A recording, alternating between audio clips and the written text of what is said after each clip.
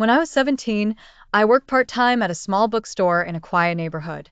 It wasn't anything fancy, just shelves of dusty novels, a creaky wooden floor, and the smell of old paper that somehow felt like home. I loved it there. It was my escape from the chaos of school, family, and the constant pressure to figure out what I wanted to do with my life. One rainy afternoon, a woman walked into the store.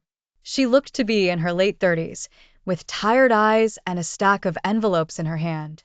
She asked if we had a section for old poetry books. I guided her to the back of the store, where we kept the classics. She nodded politely and said, "Thank you," but there was something about her that felt heavy. Over the next few weeks, she started coming in more often.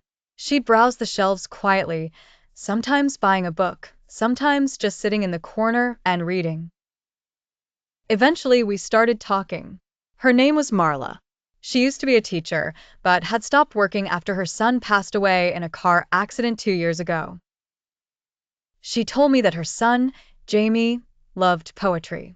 Before he died, he wrote poems and left them all over the house, on sticky notes, inside books, even scribbled on napkins.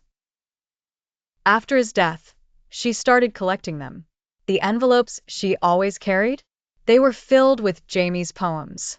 She'd been meaning to put them together, to publish them maybe. But grief, she said, is a strange thing. It doesn't follow logic. Some days, she couldn't even open the envelopes. One day, I asked her if she ever wrote him a letter. "What do you mean?" she asked.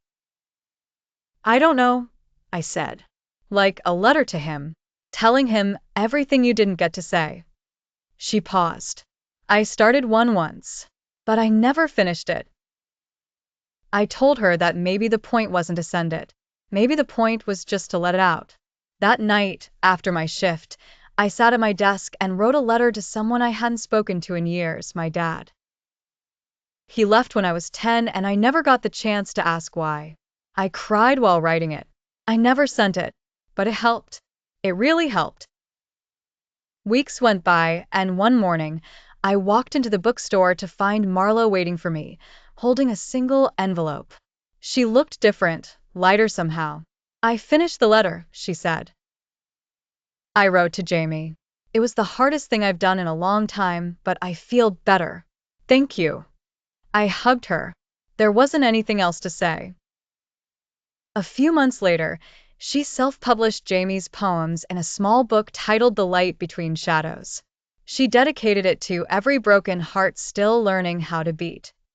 That was the last time I saw her.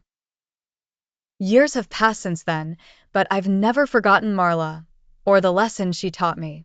Sometimes, healing doesn't come in grand gestures.